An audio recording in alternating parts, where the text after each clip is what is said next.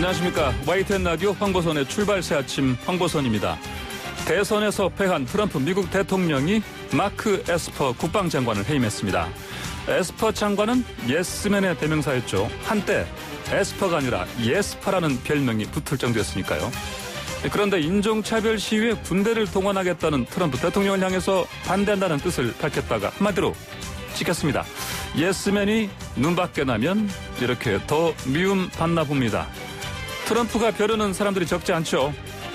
FBI 국장도 마찬가지고 미 질병유명센터장도 그렇습니다. 트럼프의 숙청 작업이 본격 시작됐다는 이야기도 들립니다.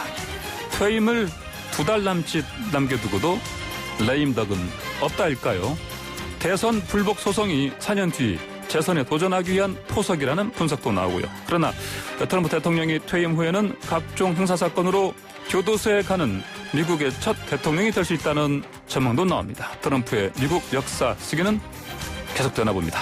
2020년 11월 11일 화요일 YTN 라디오 홍보선의 출발 새 아침 시작합니다. 전 세계의 K-팝 열풍을 주도하고 있는 방탄소년단에게도 병역 관련해서 혜택이 필요하다 이런 의견들이 나왔었는데요.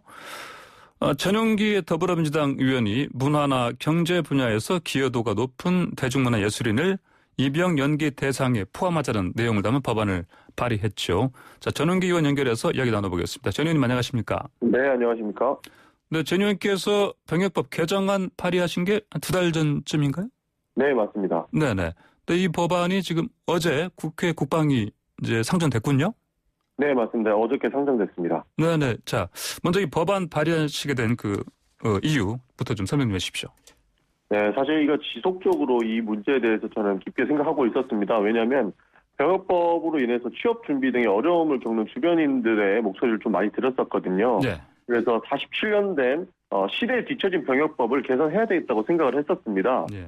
그 와중에 이제 BTS 같은 이제 대중문화 예술인들에 대한 병역 연기 문제가 대두가 됐고 이때 청년들에게 재능과 역량을 발휘할 수 있는 기회를 보장하고자 이 법안을 발의하게 됐습니다. 예, 이제 마침내 상정까지 됐는데 어떻습니까? 분위기가 보시니까 여야 합의 처리 좀 무난히 될 것 같습니까? 네, 국민들의 58% 정도가 찬성하는 듯한 모습을 보였었고요. 그리고 예. 공동 발의한 의원 중에 4명이 국방위원입니다. 네.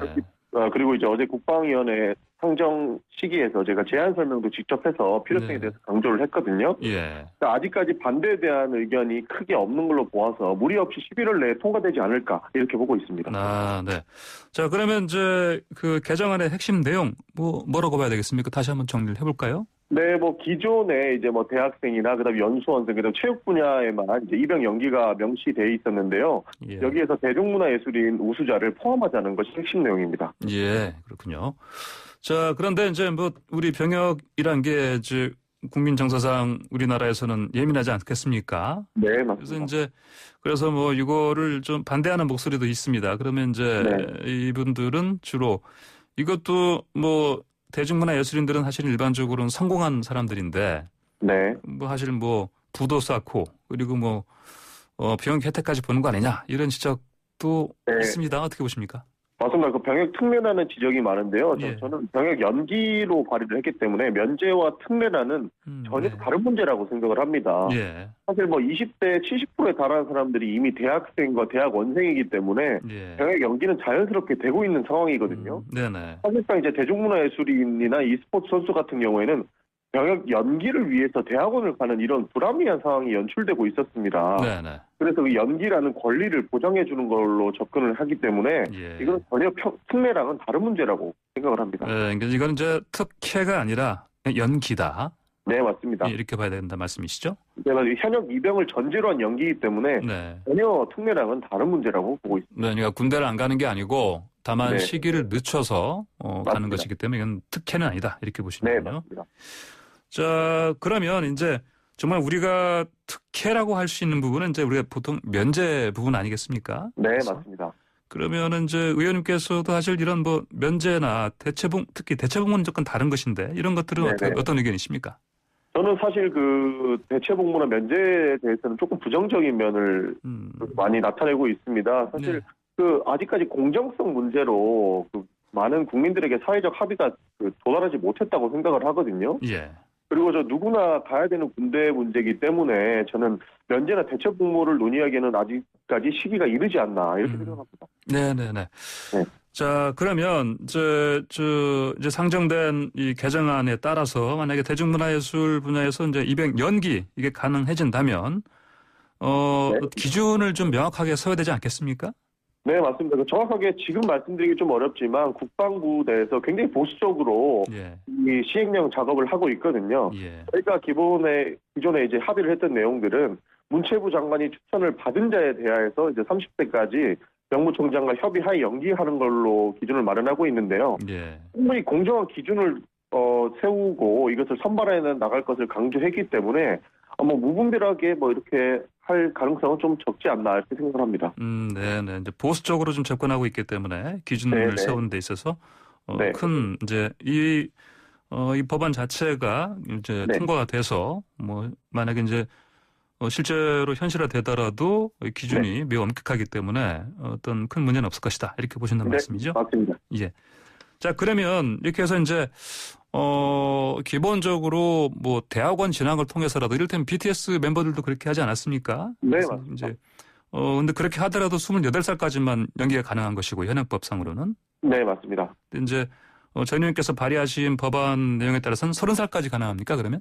네, 맞습니다. 예. 일단은 30살까지는 이제 시행령을 추가적으로 수정해야 되는 부분이 있는데요. 예. 사실 20대가 되면은 가장 먼저 하는 것이 본인의 인생 설계입니다. 언제 예. 군대를 가고 언제 취업을 할 것이고 이때에 대해서는 연기의 가능성은 이제 본인들의 권리로서 주어져야만 예. 조금이라도 부담감을 덜 가지고 병역 문제에 접근하지 않을까 이런 생각도 가지고 있습니다. 예. 자, 네. 그러면 이제 걱정하는 목소리 중에 저런 게 있어요. 뭔지 그러면 갑자기 또 입영 연기자들이 확 늘어나는 거 아니냐. 이런 걱정도 있긴 합니다. 사실 누구나 예. 예외 없는 공정한 병역 의무 이행이라는 기조는 변하지 네. 않습니다. 그렇기 때문에 문체부와 국방부에 네. 수차례 논의를 했었거든요. 네네.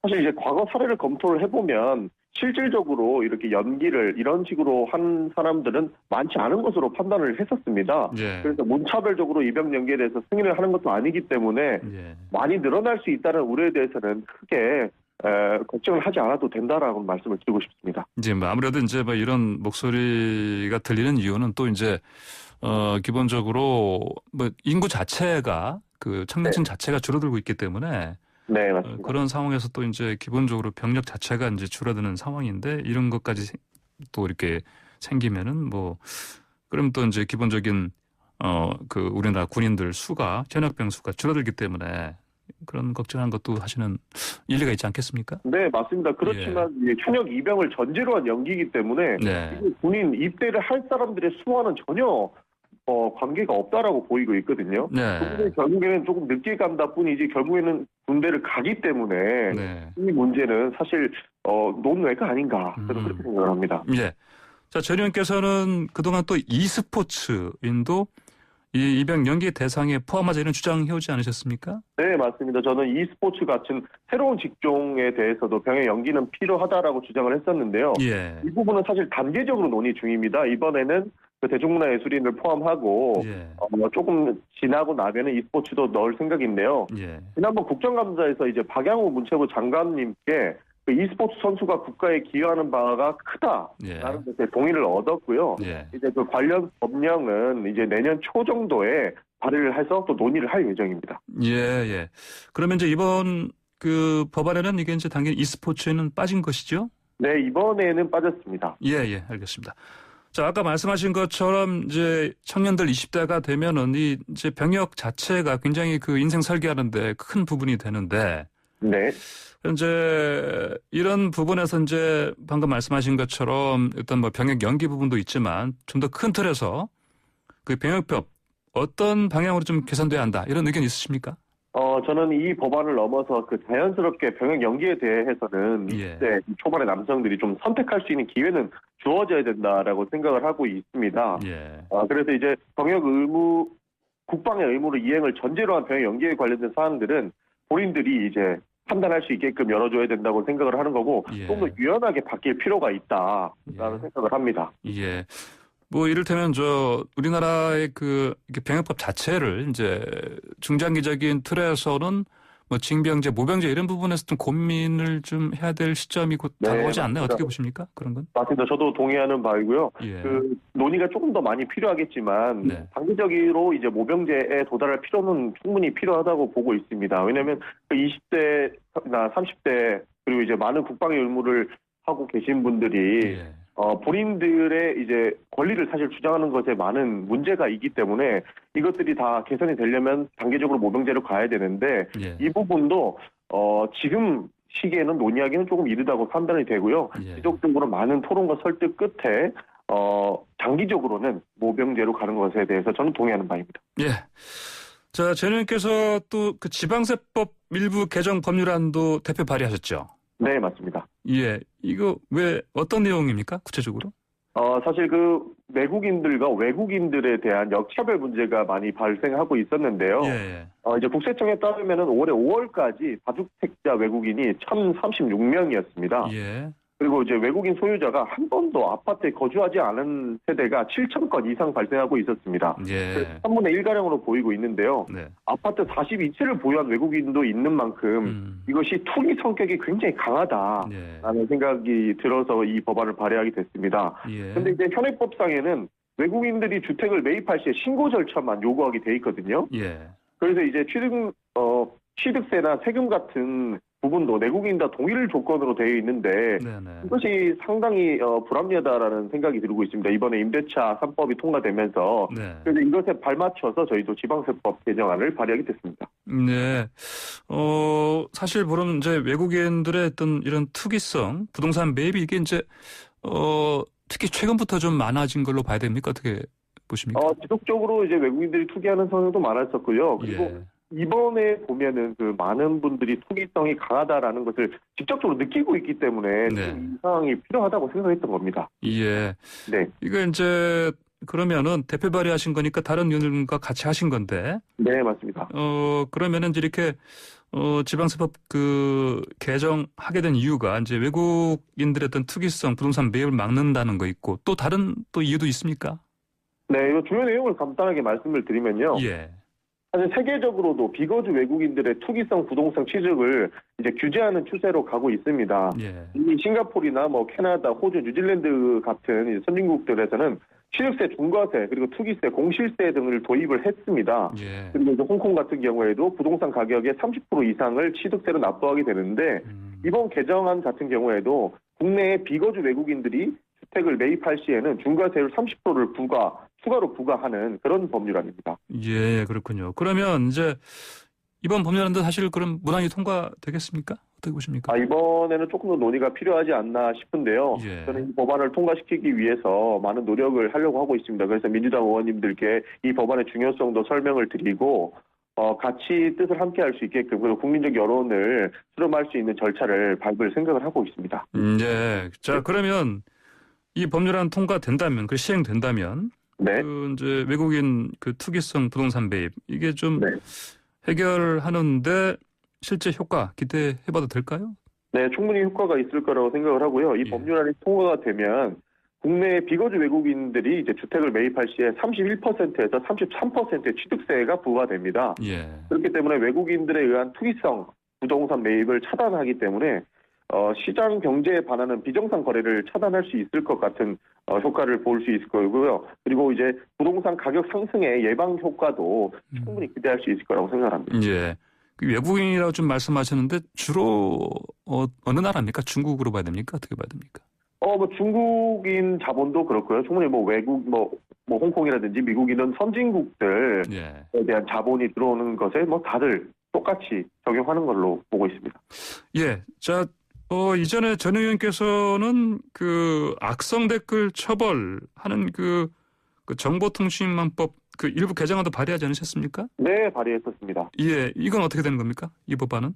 이 법안도 지금 그 지속적으로 논의되고 있고요. 이제 그 상임위에서 상정될 수 있게끔 지금 지속적으로 노력하고 있습니다. 예. 이 법안 같은 경우에는 이제 자살을 방조를 하게 되면 예. 그분에 대한 처벌을 강조하는 것인데요. 이 부분도 충분히 통과 가능성이 있다고 보고 있고 예. 이것을 이제 많은 의원님들과 그 공감대를 형성하는 중에 있다고 말씀드리고 싶습니다. 네, 전 의원님 말씀 잘 들었습니다. 네, 알겠습니다. 감사합니다. 네, 감사합니다. 지금까지 전용기 더불어민주당 의원이었습니다. 네, YTN 라디오 황보선의 출발새 아침 1부 마치고요. 잠시 뒤 2부로 돌아오겠습니다. YTN 라디오 황보선의 출발새 아침 2부 시작합니다.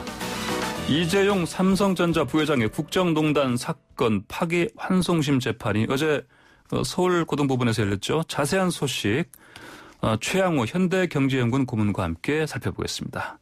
안녕하십니까? 네, 안녕하세요. 부자 되기 좋은 아침입니다. 예. 네.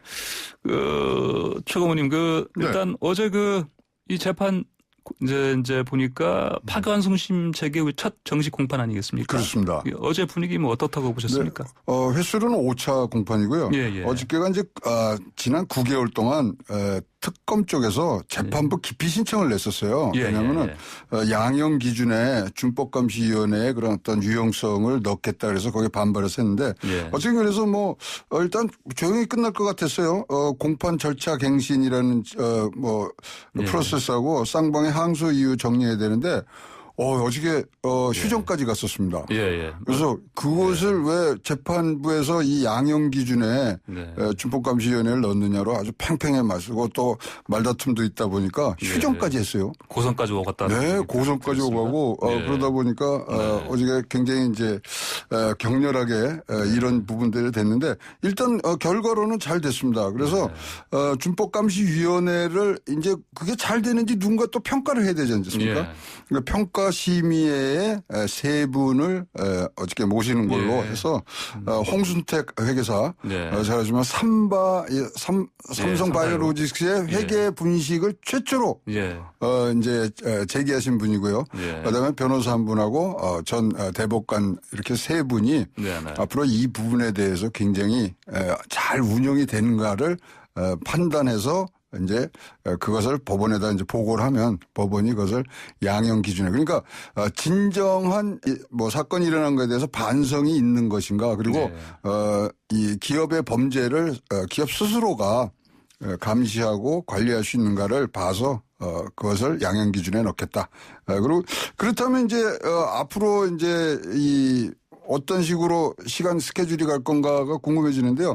이 정도면은 내년 초면은 이 부분들은 마무리가 되지 않겠냐 이렇게 보여집니다. 이제 이 사건 관련해서요. 이게 2017년 기소된 건데, 1심하고 2심 판단이 좀 달랐었는데, 간단히 좀 짚어볼까요, 좀? 네, 1심에서는 승마 지원하는데 72억, 그 다음에 동계스포츠장제 16억 해서 모든 거를 다, 이 뇌물죄로 해서, 당시에 징역 5년이 나서, 그때 기억나시겠지만, 법정 구속이 됐었죠. 근데 2심으로 가면서는 일부, 뇌물죄가 무죄로 판단되면서 집행유예로 이제 나오게 된 상태인데요. 이게 어떤 의미가 있냐면요. 이 뇌물 총액이 50억을 넘어가면 아시겠지만 특별경제범죄가중처벌법에 의해서 실형을 살게 돼 있습니다. 근데 요번에 이제 빠진 금액을 했을 때 2심에서의 기준은 36억이었고요. 지금 이제 대법원에서는 아니야 그거 아닌 것 같아. 그러니까 그것도 뇌물죄로 우리가 판단해야 될 거 아니에요? 그러면은 이게 86억으로 올라가거든요. 이런 실형이 그러니까 구속이 될 수 있고 감치가 될 수 있는 그런 액수로 늘어났기 때문에 굉장히 지금 신경이 쓰이는 부분이 많아졌죠. 이제 뇌물 인정한 액수의 증감에 따라서 다시 또 그렇습니다. 될 수 있는 그런 상황이죠. 대법원의 이제 판단은 이거죠. 부정청탁의 대상 내용은 구체적일 필요가 없다.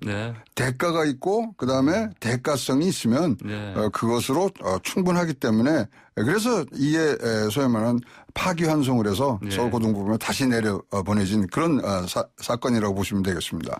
재판부 이번 결정으로 이제 삼성그룹 이 관련해서 이제 어떤 형태로는 영향을 받지 않겠습니까? 일단은 제일 중요한 재판부의 메시지는 준법감시 제도를 확실히 잘 운영을 해라.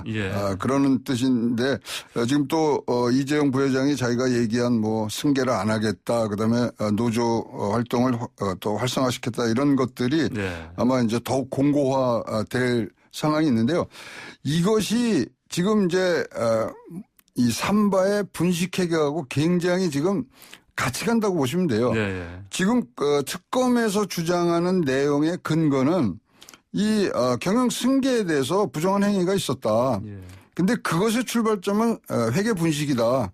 그러면 이 논리를 그대로 여기에 이 뇌물죄에다 갖다 놓으면 이 대가성 있게 뇌물죄가 됐다. 이건 큰 죄다. 그래서 두 개가 지금 뭐 따로따로 지금 진행이 되고 있습니다만 그 부분의 연결고리를 지금 끊어야 되는 게 삼성의 입장인 것 같고 그래서 삼성은 우리 이재용 부회장은 수동적으로 뇌물 준 피해자일 뿐이다. 이러한 취지의 그런 논거를 갖고 얘기하는 등 그래서 삼성은 일단은 어떤 형태로든지 지금 그 연결고리를 끊어야 되는 부분들에 재판 과정에서는 중점을 두고 있는 걸로 보여집니다. 삼성의 합병 승계 의혹 관련해서 아까 말씀하신 삼바 분식회계 이 가담한 혐의 또 뭐 어떤 연루된 혐의 이런 부분이 또 이재용 부회장에 대한 판결하고도 이렇게 기본적으로 연결되어 있지 않겠습니까? 그럼요. 지금 삼바 쪽에는 굉장히 이제 수사가 뭐 굉장히 많은 횟수에 가서 심사도 하고 또 압수수색도 하고 27차례나 지금 임직원들이 왔고 11명이 지금 걸려 있고요. 그러다 보니까 과연 이것이 기준이 되는 우리의 이제 공정성을 담보해 줄 수 있는 회계사들까지도 지금 불똥이 튄 겁니다. 과연 그때 공정하게 됐는지 이런 것들을 지금 보고 있는데요. 아까도 말씀드린 좀 분식회계 이거는 경영권 승계와 연결고리를 가는 가장 중요한 길목에 있기 때문에 여기에 정확성이 나와야 되는데 이 부분은 참 논란이 많습니다. 지금 3차례 증권선물위원회에서 한국공인회계사 등에 이거 한번 심리를 해달라 그랬는데 다 과거엔 또 문제 없다고 나왔던 부분이거든요. 근데 다시 찾아보니까 문제가 있다 등등을 지금 얘기하고 있어서 제가 알고 있는 바로는 국정농단보다는 이 삼바의 분식회계에 사실 삼성 측의 법무 관계자들은 굉장히 더 신경을 쓰고 있는 그런 부분으로 지금 되어 있습니다. 자, 삼성이 대형 인수합병 같은 것들 좀 앞두고 있다고 하는데 이런 부분에서 또 차질이 불가피하다. 이렇게 봐야 되지 않겠습니까? 지금요 반도체 업계가 지금 사실 전 세계적으로 난리가 났습니다. 지금 이 코로나19를 지나고 나서 또 비대면 AI 이런 것들이 4차 산업혁명의 이 파도가 넘어오다 보니까 인수합병이 진짜 장이 섰습니다. 그래서 ARM이란가 AMD 엔비디아 다 들어보시고 특히 우리나라 SK 하이닉스가 인텔의 낸드 부분을 또 인수하는 등등 굉장히 장이 섰는데 반도체의 속설에는 이런 게 있습니다. 6개월만 늦으면 기술적으로는 3년 차이가 난다는 거죠. 6개월. 그리고 지금은 융합의 시절이기 때문에 지금 하먼 4년 전에 하먼이라는 전장 부품 회사를 산 이후에 아무런 M&A가 없거든요. 그래서 그런 부분들이 지금 결정이 좀 미뤄질 수밖에 없고 지금 사실 삼성전자의 등기 임원으로 이재용 부회장이 지금 거기서 빠져 있는 상태예요. 그리고 이제 또 이건희 부회장이 이제 타결했기 때문에 다시 이제 등기 임원으로 들어가야 되는 부분 여러 가지의 이런 경영에 굉장히 중요한 결정을 해야 되는 부분들에 있어서 지금 사법적 리스크가 굉장히 짙은 안개를 지금 깔고 있다고 보여집니다. 자. 이 이른바 삼성생명법으로 불리는 보험업법 개정안 또 금융그룹 감독법 이제 이런 관련해서 이제 금융 관련 이제 법 제도 개편안이 이게 21대 국회에 또 쟁점되지 않겠습니까? 이게 사실 2014년부터 나온 법입니다. 그래서 19대 때부터 해서 6년 이상 갔고요. 이번에 또 이 여당 쪽에서는 이건 쟁점 법안으로 꼭 우리가 입법을 해야 되는 부분들로 가야 되느냐. 그런데 지금 좀 의견들이 많으신 것 같아요. 그래서 요것이 이제 중점 입법으로 이번에 꼭 해야 된다는 리스트에서는 빠진 것 같은데요. 그래도 일단 여러 가지 지금 안을 정부 측이나 여당 측에서 이런 건 어떠냐 이런 식으로 좀 내고 있거든요. 특히 김상조 정책실장은 삼성물산이 삼성생명 지주회사로 그러니까 중간 금융지주사를 가는 건 어떠냐 등등에 나오는데 지금 여기가 이제 되면요 삼성은 어쨌든 간에 삼성전자 지분을 놓지는 않을 거라고 생각을 합니다. 그러면 지금 이 삼성의 구조는 이재용에서 네. 물산으로 가서 물산에서 생명 갔다가 그게 전자로 가는 거거든요. 그럼 생명 부분만 빠지더라도 전자는 꼭 지분을 확보한다는 것을 상수로 놨을 때 이 뭐 자기의 자회사라든가 계열사에서 그 지분을 아마 뭐 인수하는 부분들로 방향성은 잡고 있는 걸로 알고 있는데요. 그러면 세금을 굉장히 많이 내죠. 네. 그래서 한 5조 정도의 또 이런 법인세라든가 이런 것들을 더 내야 되는 부분들. 그래서 여러 가지 지금 고민해야 될 점이 많은데요. 조금 더 시간을 갖고 논의를 할 것 같은 국회의 분위기입니다. 네, 알겠습니다. 자, 부동산 얘기 좀 해보겠습니다. 뭐 임대차 3법 때문에 뭐 특히 전세 시장 너무 지금 뭐 저 전세가도 올라가고 있고 또 뭐 일단 품귀 현상이 극심하다. 이제 이런 상황인데 근데 이것 때문에 또 경매 시장 쪽으로 이게 또 넘어가고 있어요. 맞죠? 한번 우리 부동산 정책 나온 거 한번 전체적으로 한번 봐볼까요? 강남 규제한다고 들어갑니다. 그러면 이따 보면 마용성에서 집값이 올라요. 그럼 또 거기 잡는다 그러면 수용성으로 이게 옮겨갑니다. 그다음에 또 조금 있다면 충청도에서 세종시 뭐 이래서 또 올라갑니다. 그러다가 다시 규제를 거길 가면 다시 자금이 서울 지역으로 들어오는 부분들로 갔는데요. 요번에는 또 사익길을 좀 수요자들이 찾은 것 같아요. 경매 시장에. 경매 좀, 이 시세 상승하고 규제에 조금 뭐 비교적 자유로운 부분이 있기 때문에 칙사 대접을 받는다고 얘기를 할 정도로 뭐 지금 이 낙찰 가율이요. 110%, 120%까지 올라가요. 그럼 15억에 나오면 한 15억 5천에 사는 겁니다. 그러면 그 경매 굳이 그렇게 응찰할 이유가 좀 줄어들지 않나요? 그런데 현찰로 하든가 지금 집 살려면 우리가 되게 대출을 받고 뭐 이러는데 현찰 들고 와서 뭐 어디서 돈을 구했는지 이런 것들에 대한 규제 그다음에 대출 규제 이런 것들이 이제 자유로우니까 현금 갖고 계신 자산가 분들이 이렇게 나오고요.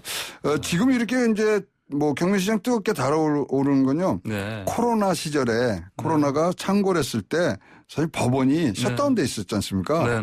그래서 이제 좀 대기 수요들이 좀 많아서 지금 들어오는데 아무래도? 그래도 굉장히 이례적으로 지금 경매 시장이 가는데 시장이 참 이 경제 정책, 부동산 대책을 만드시는 분들 머리 위에 있으신 것 같아요.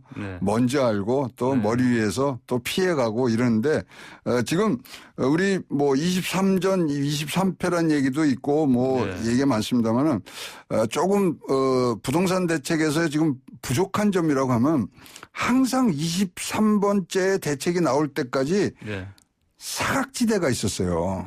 그거를 자꾸만 사각지대를 놓치는 부분. 전세를 잡으면 월세가 올라가고 월세를 잡는다고 들어가면 또 그것이 집값을 올리고 이러한 소위 말하면 풍선 효과라든가 사각지대에 대한 이 정밀한 타격점이 없었다는 것들이 지금 뭐 나온 부동산 대책에 대한 총평들인데요. 그러다 보니까 홍남기 부총리도 뭐 한숨 섞인 뭐 탄식조를 냈죠. 더 이상 대책이 없을 것 같다. 뭐 그런 지금 뭐 부동산 굉장히 지금 뭐 어디로 튈지 잘 모르는 그런 상황입니다. 자. 이제 그래서 항상 이제 국회에서 이 관계장관들이 무슨 발언을 하는지 다시 관심이 집중되는데 어제 국회에서 김현미 국토교통부 장관이 이렇게 얘기했습니다. 곧 3기 신도시 비롯해서 공공택시 물량 128만 가구 공급될 것이다 이렇게 말했습니다. 내년도 전세 물량이랑 공급 물량을 보면 올해 2분의 1밖에 안 됩니다. 그래서 내년도 물량이 굉장히 지금 작기 때문에 그 부분에 대해서 지금 대안들을 말씀하시는 것 같고요.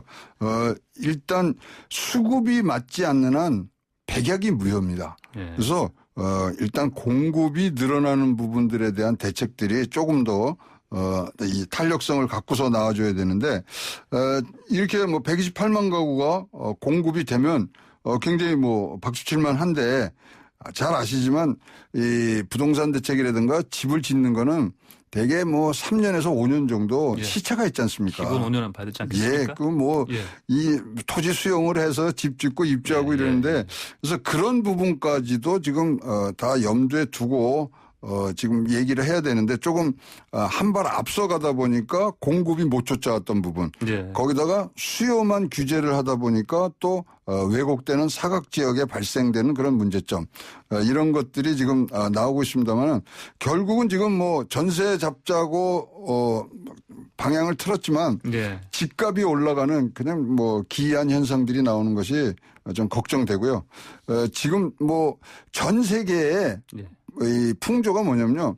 경기 부양책 한다고 돈을 굉장히 많이 지금 뭐 각 정부에서 쓰고 있지 않습니까? 그러면 2년 내지 3년 후에 이것은 인플레이션으로 직결될 수밖에 없는데 그 인플레이션이 온다 그러면 집값 상승. 네네. 예. 또 어떻게 할지 모르겠습니다. 네, 알겠습니다. 오늘 말씀 잘 들었습니다. 감사합니다. 감사합니다. 네, 지금까지 최양호 현대경제연구원 고문과 함께했습니다.